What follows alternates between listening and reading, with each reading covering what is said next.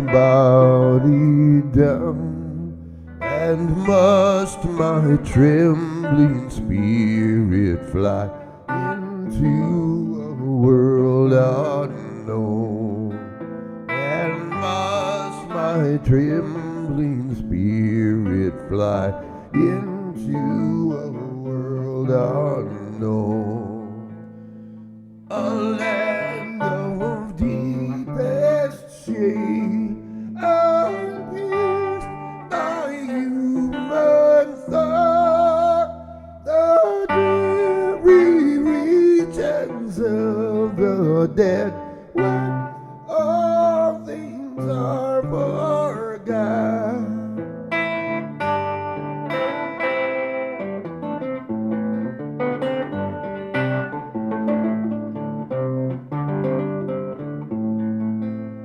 And so from earth I go. What will become of me? Eternal happiness, oh, must then my portion be.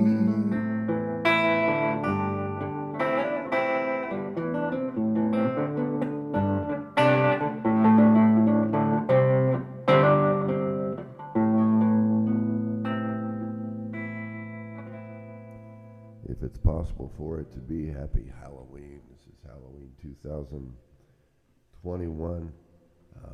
I thought I would play a song that has a reference to the dead and things dark and that sort of thing. You've heard me play it before. It's called Edamaya. It was very popular during the Civil War, and it's an arrangement that I made from sacred harp singing. There are 4 parts to sacred harp singing. The family will get together, at least 4 members of the family, and they sit facing each other, like I'm facing the camera, and then over here to your left there's another person, and there's another person to your right, and where everybody's facing, they all sing different parts, and that's what I've put together for the guitar. The guitar's got 6 strings, and there's only 4 parts to this music, so it makes it doable. The problem is that when a sister and a brother are singing, maybe a sister and a brother and a father and a mother, everybody's voices are slightly timbred differently, but not so on the guitar. So every now and then, one person on the left will be singing the exact same note as the person straight across. And on the guitar, that sounds like one note. But when the mother's singing it and the father's singing it, it does sound acceptably different, and it comes together as this 4-note package. It's called Sacred Harp Singing. Check it out. I've got a little bit of it on a record that I'm going to feature today. But going to play one by the Allman Brothers. By the way, I'm Walter Parks, and I broadcast from St. Louis unless I'm on the road. Today I'm using I went to see Joe Bonamassa last night in St. Louis, and I hadn't seen Joe in years. We did a show. Richie Havens. I used to play with Richie Havens. A lot of you know that. And in early 2000s, we did a show with Joe Bonamassa, and his name is Lehrer, Jim Lehrer, who is a journalist, and we were doing something for probably some freedom cause or some kind of a, some sort of a Democrat or liberal cause. It was public broadcasting. And I don't mean that disparagingly. I'm just trying to figure out, locate it in my mind. But it was in Berkeley at the Freight and Salvage, and I think Joe actually might have played solo or maybe had a trio, and he was very young, and everybody knew he was kind of going places, but he sort of opened for Richie Havens, and we got to hang out and just talked guitars, and he wasn't crazy into collecting at that point. I mean, he had some things, but he didn't have that reputation as being a sort of voracious collector. But I enjoyed the show last night in St. Louis. Joe comes out, every song he he puts on a different vintage guitar, and I'm all for that because I carry around vintage instruments myself, probably with not this degree of security that Joe has in his team. But this is a 1957 Gibson Es175, and this is the real deal. This has got the Les Paul pickup in it. This the coveted Holy Grail pickup of the flame top and maple flame top Les Pauls from 58 through 1960. And but this has got that same pickup in it. This is the first year they made the humbucking, and it's just a wonderful guitar. I bought it from a preacher just north of Nashville when I lived there for a little bit of time, and didn't pay much for it. But those were in the days when you could get guitars for it without paying much. So, like I said, I'm going to play an Allman Brothers song, and I'll tell you why in just a moment. So, this is one of my favorite songs ever, and it's a little tricky thing to do on the guitar.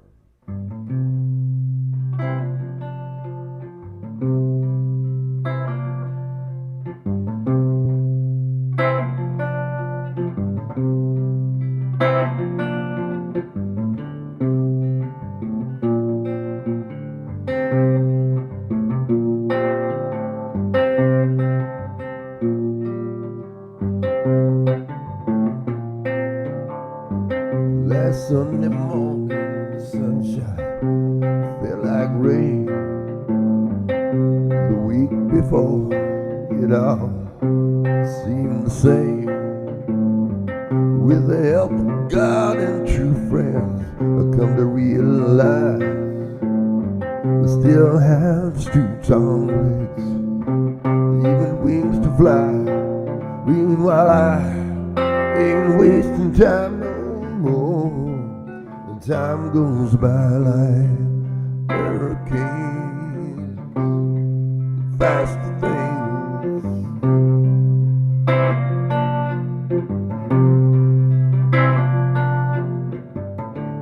Oh Lord, Miss Sally, why are you crying? Been around it 2 long days, looking like you're dying. Get yourself outside, look to the stars above. Go down, down, darling, find somebody to love. Oh, ain't wasting time no more. The time goes by like pouring rain. That's the thing.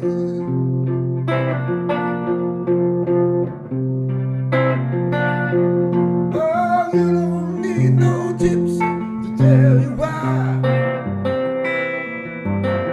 You can't let no everything pass you by. You look inside yourself and don't see what you want. You know sometimes if you don't, you gotta leave your mind alone and just get high.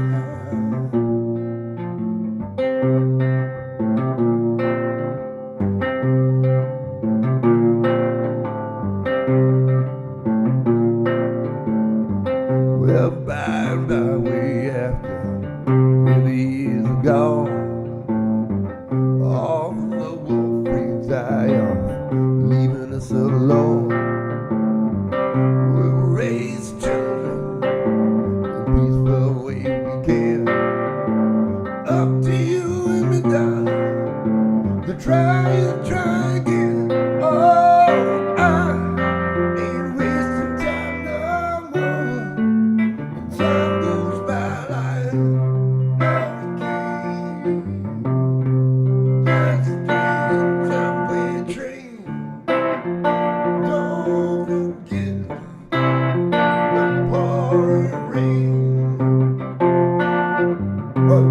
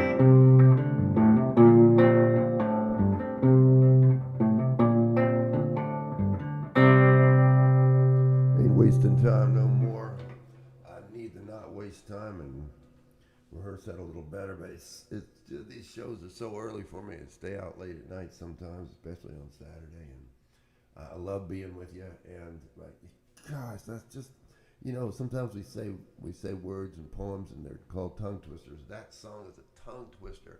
It's a finger twister for me to play. It's just, I love that groove.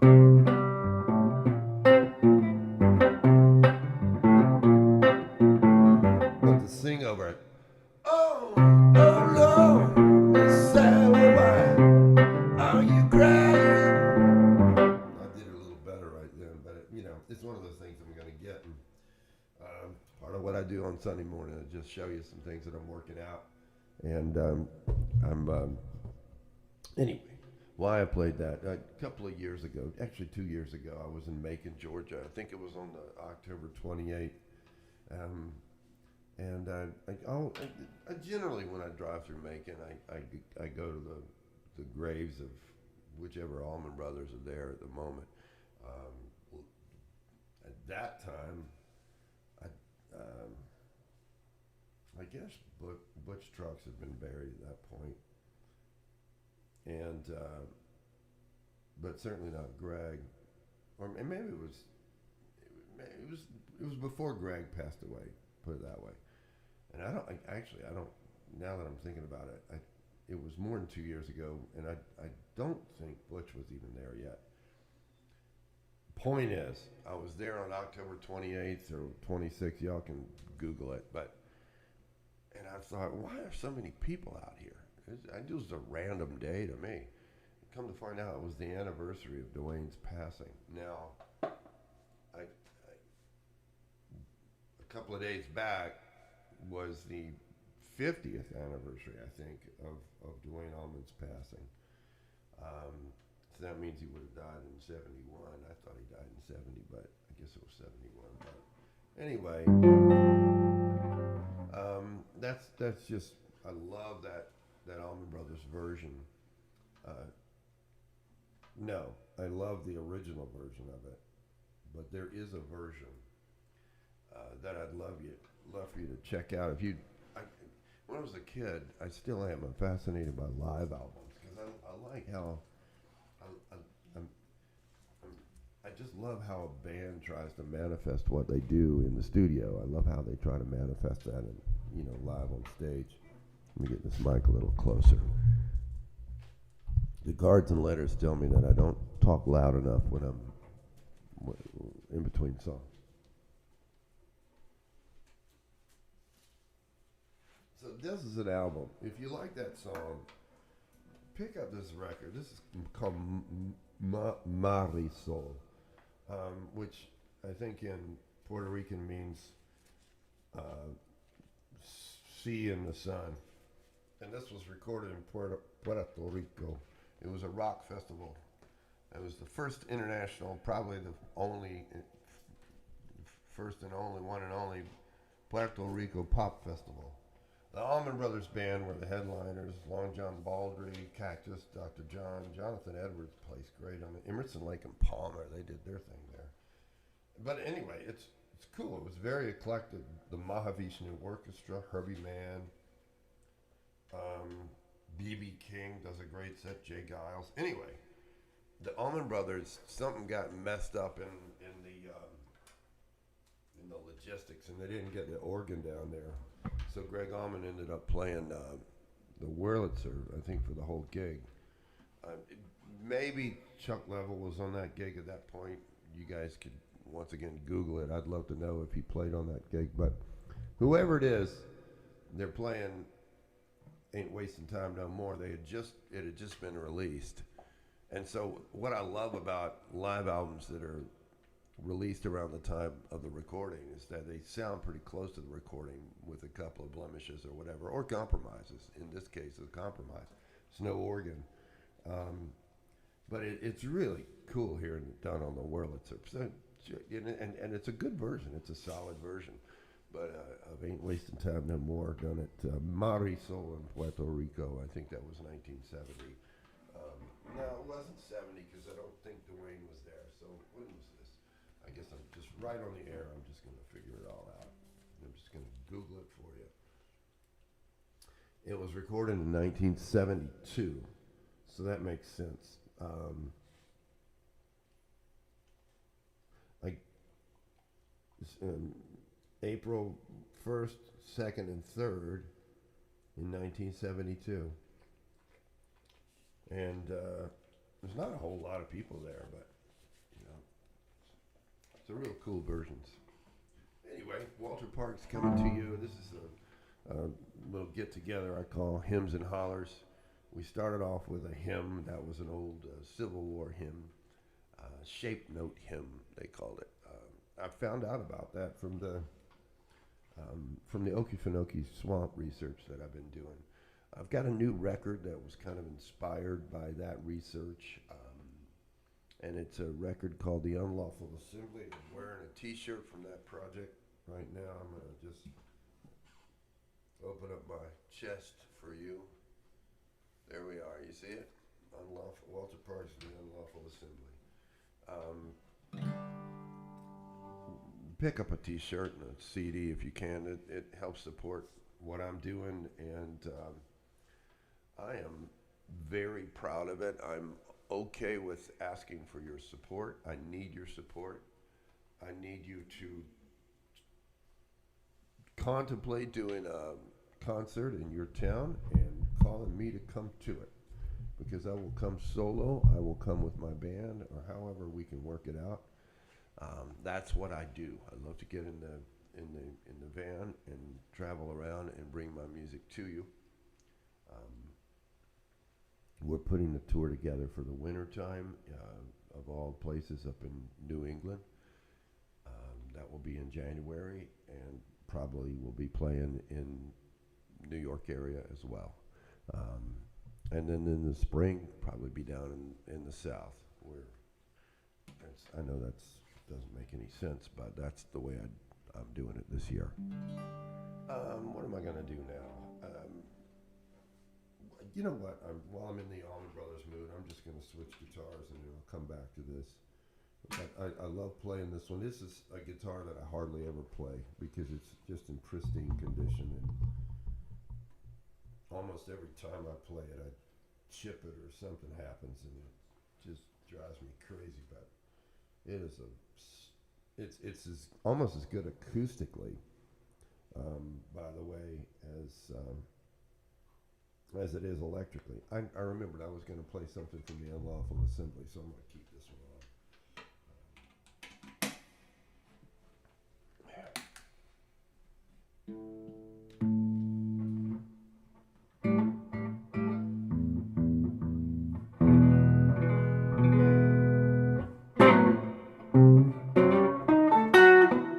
Yeah, all right, we'll do that. So, a little gospel thing here, so we'll do... this is an old spiritual. It came from the fields, and a group called Mighty Clouds of Joy took it. And, I heard a version of theirs from 1964 that inspired me, and Stephen Williams and I put it on our new record called Walter Parks and the Unlawful Assembly. I'm gonna steal away the keys, steal away back home. I'm gonna steal away the keys, steal away back home. I'm gonna steal away the keys, steal away back home. Oh, I ain't got long to stay, ain't got long to stay, ain't got long to stay, ain't got long to stay. Oh, my Lord, He calls me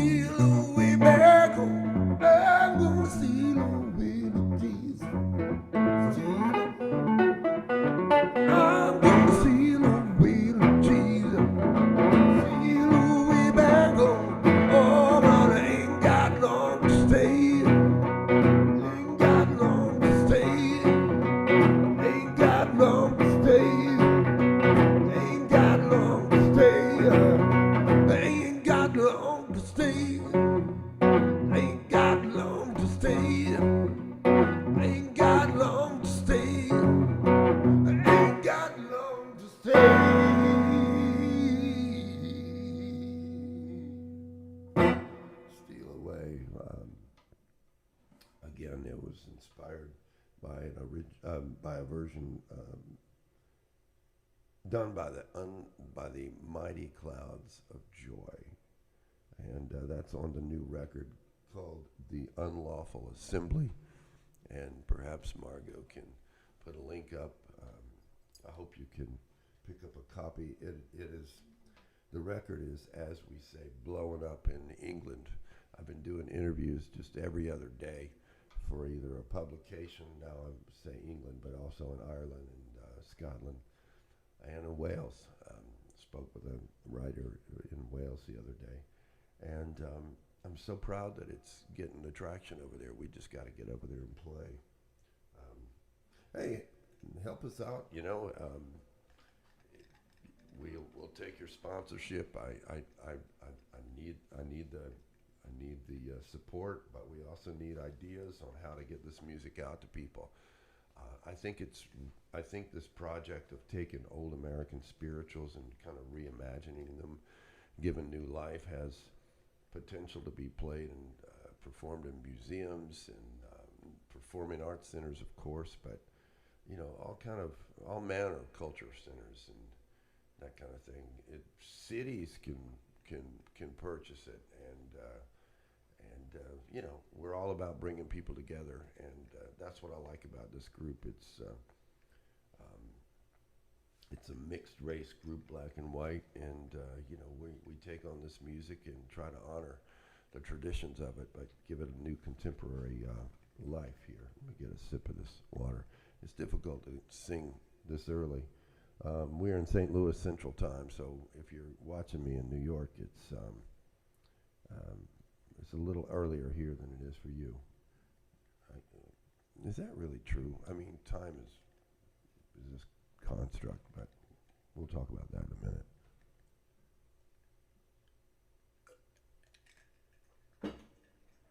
Well, what have I got going this week? On the bench here,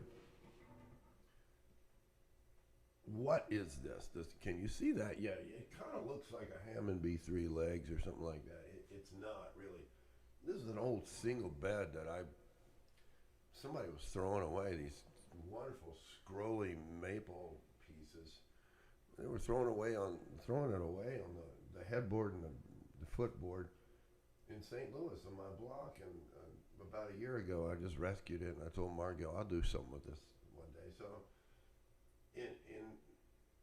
in my times when I'm not practicing or whatever, I work on it a little bit. It's turned out to be a big project, but it's going to be a bathroom vanity, and I'm going to put some walnut slabs to make shelves out of it, put a sink on top of it, and I cut it down, so I'm kind of remortising it, and I never had taken that kind of thing on. It's turned out to be quite a project, but I love repurposing things. But you know, some people say, why do you mess with that stuff? And you know, you should just be playing music all the time. I can't play music all the time, and it's just, I mean, I love music, but I just got to have a break from it. I mean, I get good ideas about music and about career and all that other stuff from doing side projects. So, where was I? I was, I think, getting ready to go into an Allman Brothers song. So I'm going to change guitars here. Again, 1957, mint condition ES175 that I bought from a Baptist preacher north of Nashville in 1998 or so. So I've had this one a long time. And I used to do gigs on it, but somehow I never scarred it up or whatever. I scarred it up here in St. Louis a couple times.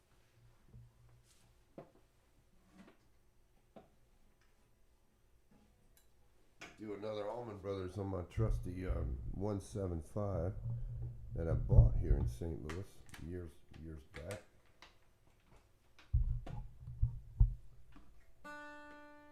Did I say 175? The last guitar is a 175. This is an M75, 75 day. Feel this. I'm gonna throw this to you. Ready? It's if you get this guitar thrown to you, if you're a guitar player, you brace yourself for a big, heavy guitar because this looks like a Gibson Les Paul, but it's hollow. You hear that? It's just hollow as it can be. So it's got a lot of acoustic properties, and I like to bang on them. If you see me play live, I stack these things up and I do all this kind of drumming on them, and it's I love how they resonate. It reminds me of the hollow body. Well, it is a hollow body, but it reminds me of a folk guitar or something like that. I'll do something a little different with it. I do believe that when you're taking on a song, you try to learn the studio version, the original version, and learn all the chords and learn all the words, which is sometimes hard to do if I'm preparing for these shows. And then you ask yourself, well, how can I do it my way? What's the point in trying to just cover a song completely loyally? First of all, Greg Allman's dead and gone, so no, it's never going to be as great as him. It could be different. So this is, speaking of Duane Allman, this is the only song in the Allman Brothers repertoire that he composed solely by himself. He played it with Dickie Betts, but this was composed just by Duane. It's a little kind of a very non-complicated kind of dobro sort of thing, resonator guitar. I think one guy played acoustic, one guy played the resonator. But anyway, I'll get on with it. It's called Little Martha.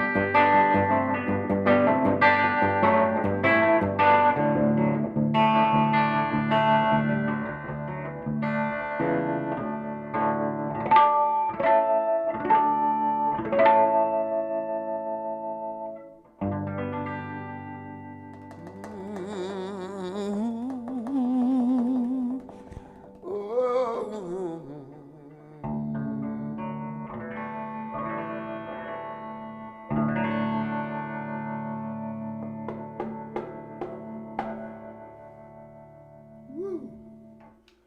Yeah, that was pretty fun. I tuned that to a major tuning. I tuned it to the same tuning that Richie Havens used to tune his guitars, and every now and then in the dressing rooms with Richie, I'd pick up his guitar just to kill a little time or something if he had put it down, and then I'd start writing a song or try to work out a song. That's one of the ones I worked out in the dressing rooms with Richie, because that was the tuning that he used to put his guitars into.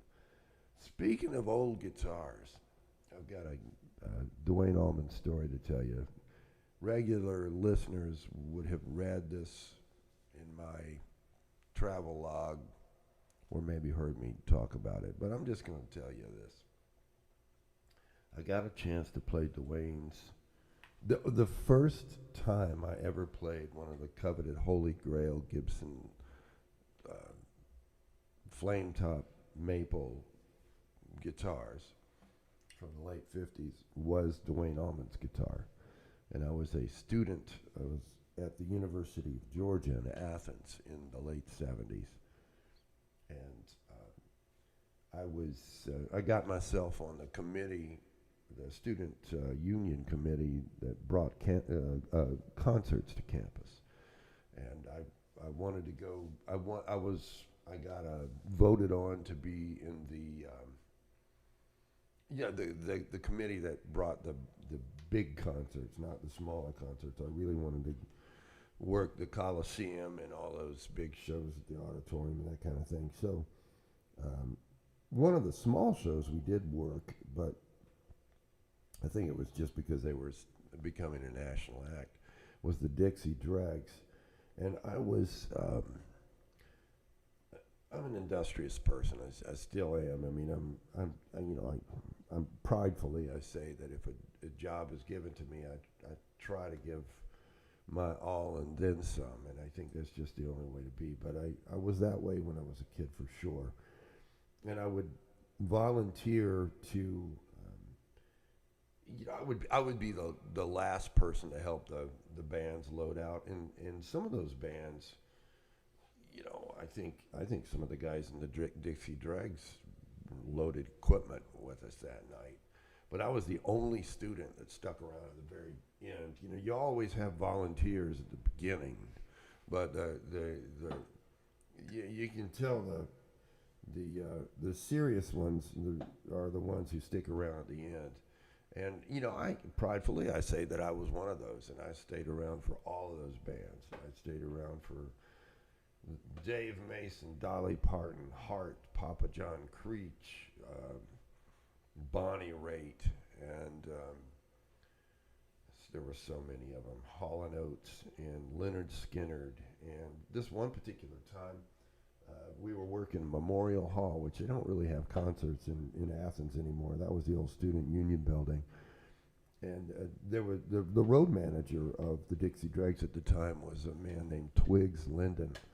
And Twiggs has passed away. He died in a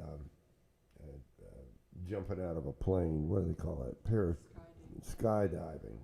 His chute didn't open. Of all towns, Duanesburg, New York, when he was on the road with the Dixie Dregs, obviously after I talked to him. But as my reward for helping him to the bitter end, he had a little truck, a little box truck, the cutest little box truck I've ever seen. It was cute because it was the box part of it was about as long as the cab was, so it was real tidy, but it had the old Allman Brothers mushroom logo on the side of it.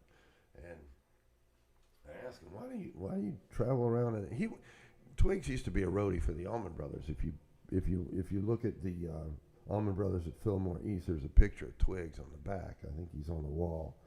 But anyway, I said, why do you still travel around in an Allman Brothers truck? And he said, Walter, you wouldn't believe, he had the Georgia accent, He said, you wouldn't believe how many girls I get by traveling around in that Allman Brothers truck. So anyway, so that worked. But this particular evening, he wasn't interested in girls. He was just interested in getting exploiting me or whatever to get help from the student loading out.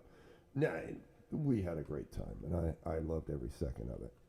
And so I loaded Steve Morse's gear and Rod Morgenstern and who were some of the other guys? I can't remember. Oh, come on, Walt. The big guy on bass. Andy West, I think was his name. But I can't remember the violinist. It doesn't matter. And the Twigs said, "Thank you very much for helping me load my mushroom truck. I carry around Dwayne Allman's guitar. Would you like to play it as a thank you?" And of course I said yes, and I was just shaking when he handed me that. And on the steps of Memorial Hall, it was probably about 11 at night, maybe midnight, he let me play Dwayne Allman's guitar, 1959 Les Paul, for about 30 minutes. And it just had this wonderful sustain, even though it wasn't plugged into anything. It was lighter than most Les Pauls. I was only used to playing the 70s ones, and they were just horrifically heavy. But Dwayne's was light. Dwayne had the guitar refretted, and Twigs had saved those frets,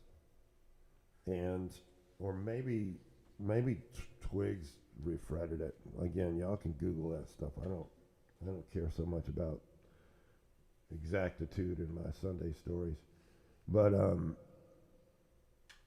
the back of the guitar, Twigs had taken the original frets from the Les Paul and written the name Dwayne on the back of the guitar. So fast forward. Well, first of all, I was just in awe of that piece of craftsmanship, and I wanted to have a 59 Les Paul ever since, and none of them came my way, at least for sale. They're very, very expensive. You can buy a house for what you pay for these things now. But they are the holy grail of electric guitars, and they're a great investment. They're such a great investment that investors, hedge fund guys and stockbrokers and all those guys, they try to find these guitars whenever they can, and they just put them under their beds or put them behind glass and show them to their high-heeled guests at parties and so on, and these guitars never see the stage again because the hedge fund guys buy them. And but I want to get one someday and play it around like Joe Bonamassa does. Not because I want to be like Joe, but I just want to give those guitars a life, and I want to do an album on one. Anyway, where was I? Fast forward about 20, maybe 30 years later, I go to the Rock and Roll Hall of Fame, and there is Dwayne Allman's 1959 Les Paul for all to see. And I said, I'm not sure it's the right one, so I had to walk around the back of it. And I walked around the back of the guitar, and sure enough, there was Dwayne written in frets. And again, in that moment in Cleveland, I kind of was shaken.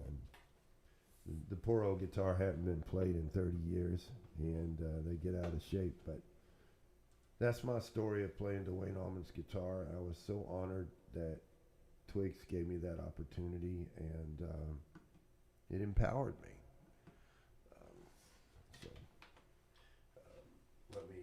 Let me pick up my 175 again and see what I can do with this.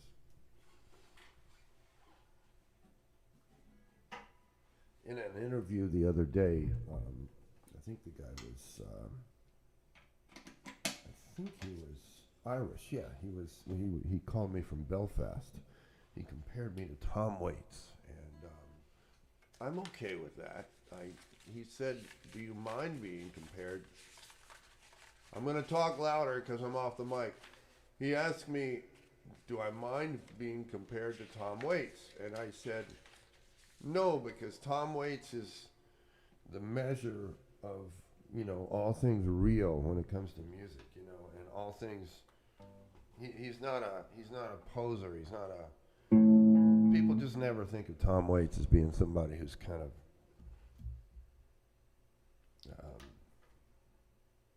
in it for the glory. He's just kind of in it for the music. But so anyway, here's a Tom Waits hymn for you.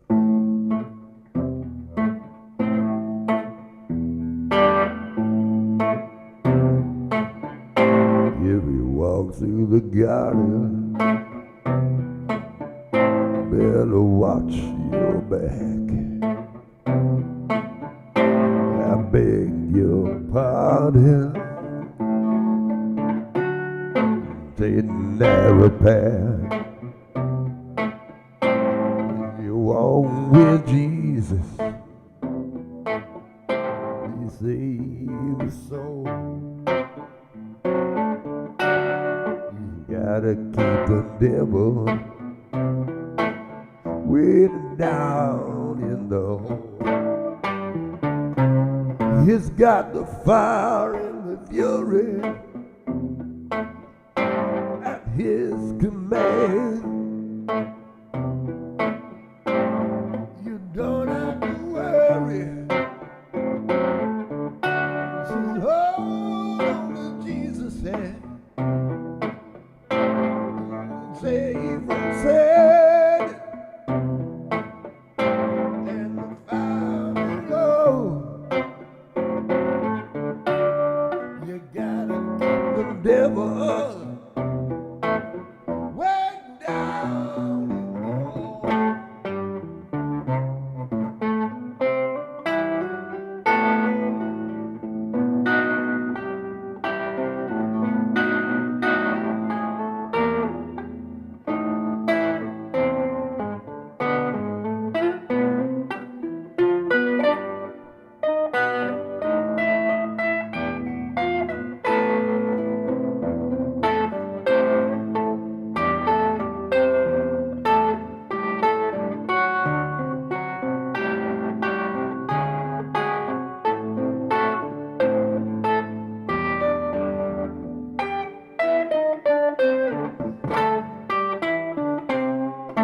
When the angels sing about Jesus' mighty soul, they seal you with their wings. Keep yourself with the Lord. Don't beat the temptation, for His hands are so cold. The devil way down in the hole. If you walk through the garden, you better watch your back. I beg your pardon. Walk the straight and narrow path. With Jesus, He save your soul. You gotta keep the devil way down in the hole. Gotta keep the devil way down in the hole.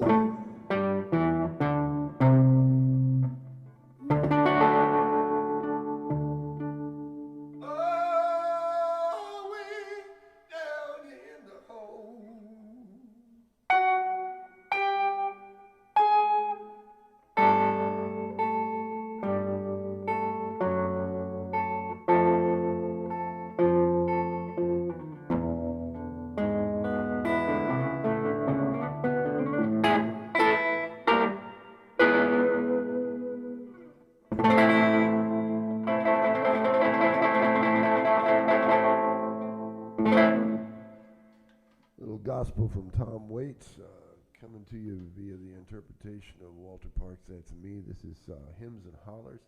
I do this every Sunday.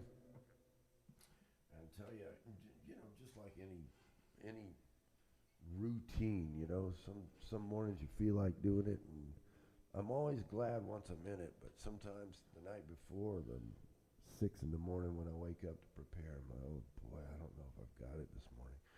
But right now, still things are a little slow. The touring schedule hadn't picked up, and that's where you come in. Let folks know. I don't care if you're in Marion, Ohio. If there's a library there, tell them about my project, The Unlawful Assembly. Go to the website, theunlawfulassembly.com, or Walter Parks and The Unlawful Assembly, or just go to my website and check out what I'm doing with that group.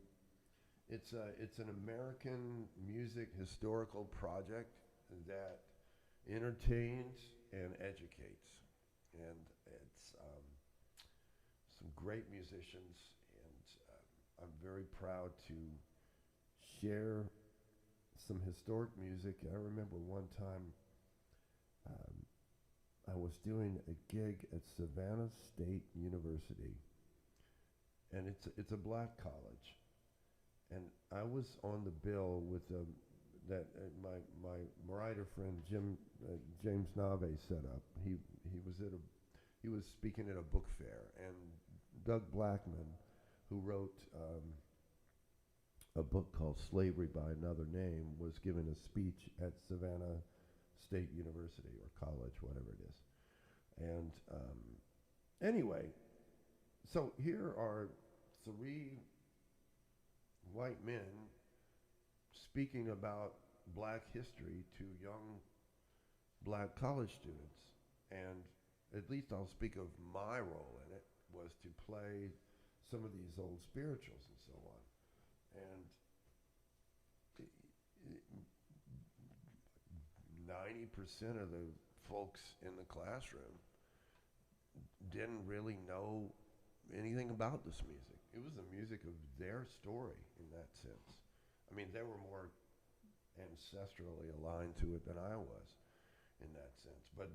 But here I was telling them about it. And so when people sometimes ask me, how do you feel a little odd about playing the music of black history and so on? I'll say, well, actually, no. I mean, I'm getting the word out about this story, and sometimes the stories are told in music, and sometimes music came out of horror and the story of, in this case, the story of this aspect of how the country as we know it was created. And so anyway, there's a new video that I just finished editing called Early in the Morning with the Unlawful Assembly. I'm not going to play the song today, but check out the video. I'm real proud of it, and we credit Doug Blackman and his book Slavery by Another Name, which was in brief, a book about the convict leasing system and then the post-Civil War sort of entrenchment of the concept that we'll be damned if we're going to let black people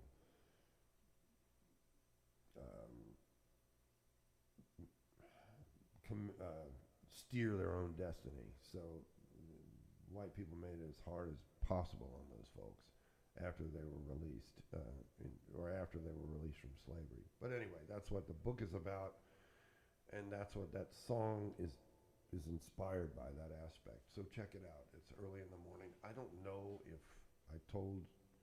I got to the point of what I was getting to with that story, but I'm going to do another gospel song for you to kind of close out. This is going to be a Mavis Staples rendition.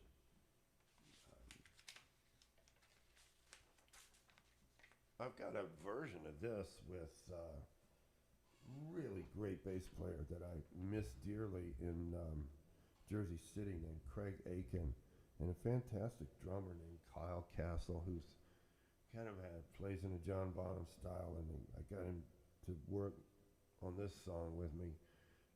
He did a great job, and it's a version of me and Craig Aiken and Kyle Castle doing this over Kaleidoscope Sound. I'm real proud of it. And the Christians say in the Bible, I don't know if it's a parable. Again, Google it all you want. I don't know where it is in the Bible. But there's a concept of keeping your hands on the plow. You know, like whatever your assigned task is, keep your hands on the plow and you will plow a straight line. Don't turn your head backwards to look at the work you've done and to be prideful about it, because that is just simply not the Christian way. What happens when you turn back to pridefully look at your accomplishments and to bask in them is that you start to plow a crooked line. And so just don't boast. Just plow the line that you were given. So that's an old Christian ideology and adage and way of approaching life. I'm not saying it's right or wrong. I think there's a lot of virtue to that. I do look back, and I pridefully look back because it helps me to plow my line straight, because I veer if I don't look back. I keep asking myself, what am I doing with my life? Oh my God. And I have to look back and go, wow, I've done a lot. And so it keeps me on the straight line. But anyway, so during the civil rights days, Pete Seeger and some of the black gospel groups like the Staple Singers, who were starting to mix with some of the white folk singers, came up with the idea to change the name of it from Keep Your Hands on the Plow, which had then become a gospel or a hymn, to a folk song now called Keep Your Eyes on the Prize. So I'm going to do a version of that for you. I'm going to get some hair on the guitar and close it out like this. Ooh, I like the way that sounds.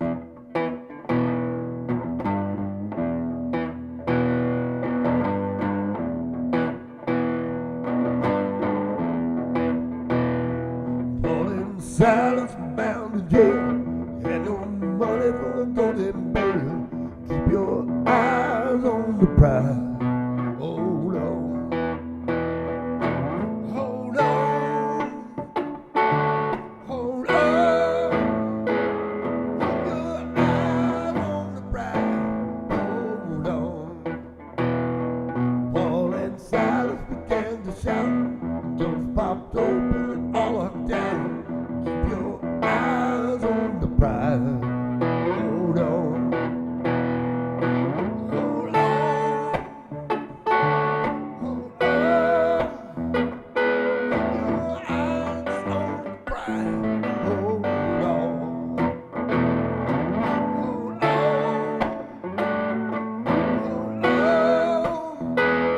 Keep your eyes on the prize. Hold on. Woo!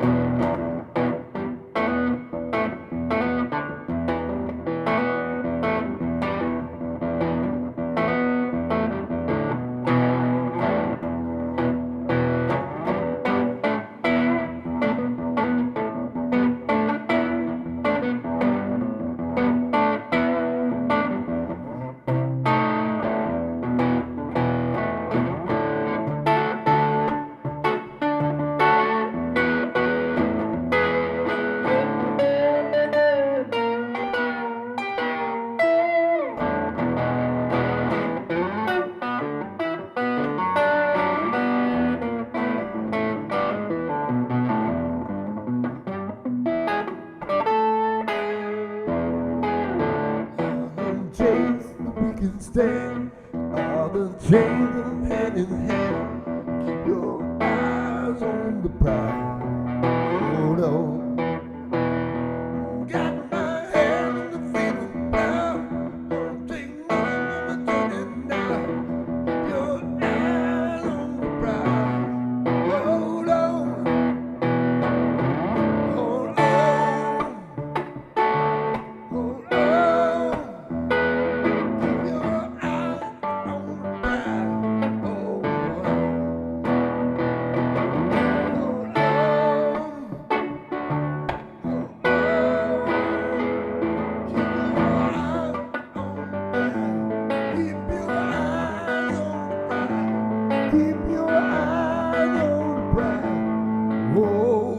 hold on.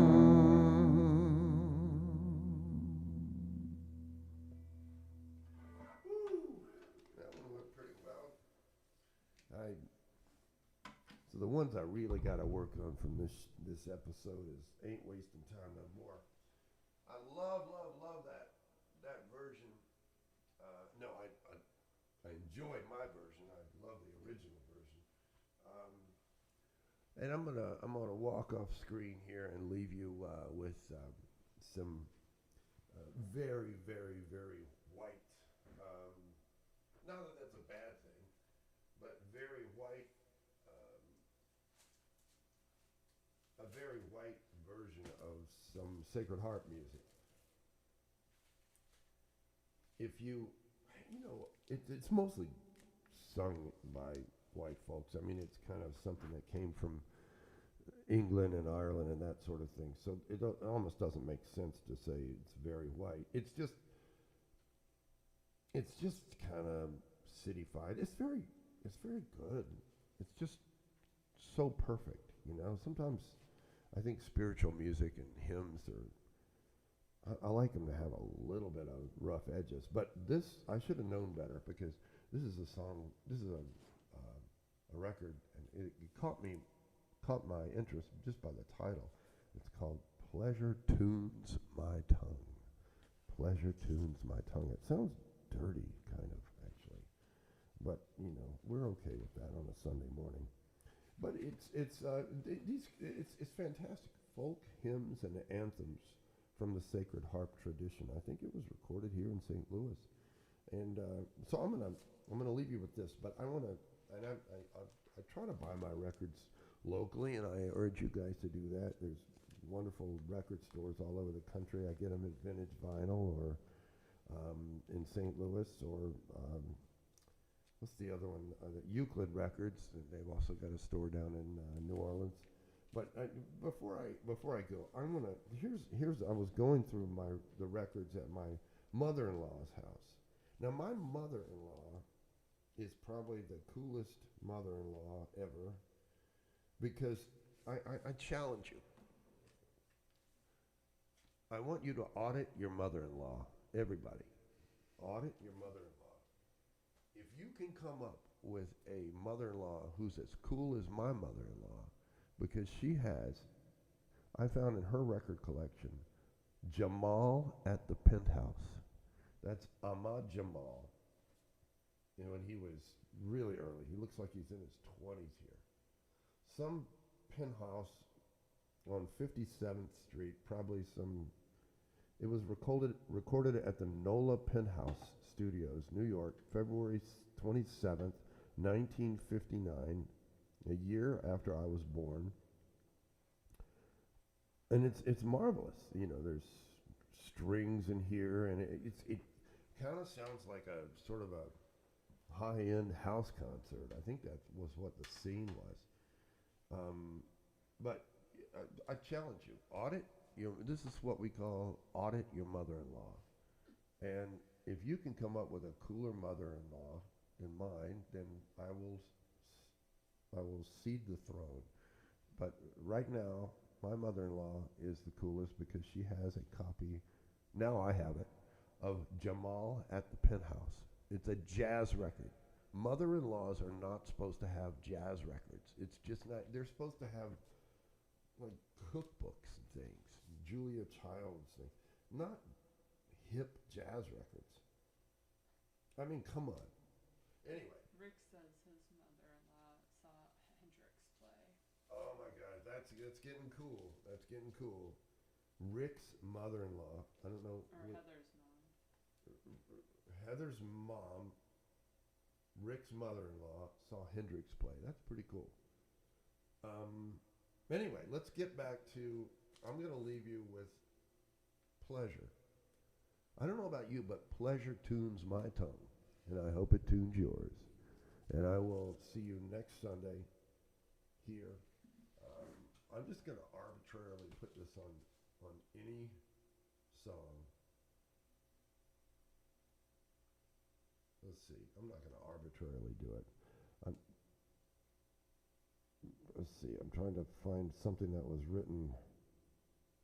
Okay, here, the oldest song on this side is from 1786. It's actually called Russia. I don't understand, but let's go for it. This is I'll never hit this right. It's a minute and 26 seconds. It'll either be the song that's from 1796 or 1786, and that's close enough to being old. So it's going to be Solitude New or Russia. I'm Walter Parks. This is Hymns and Hollers, and I'll leave you with this. Please support if you can. If you just don't want to just send money, then that's fine. Send some money, and I'll send you a T-shirt, or a T-shirt will look like this, but it won't have purple stains on it. Or I'll send you a record, and that'll be a nice trade. CD. A CD. We don't have records out.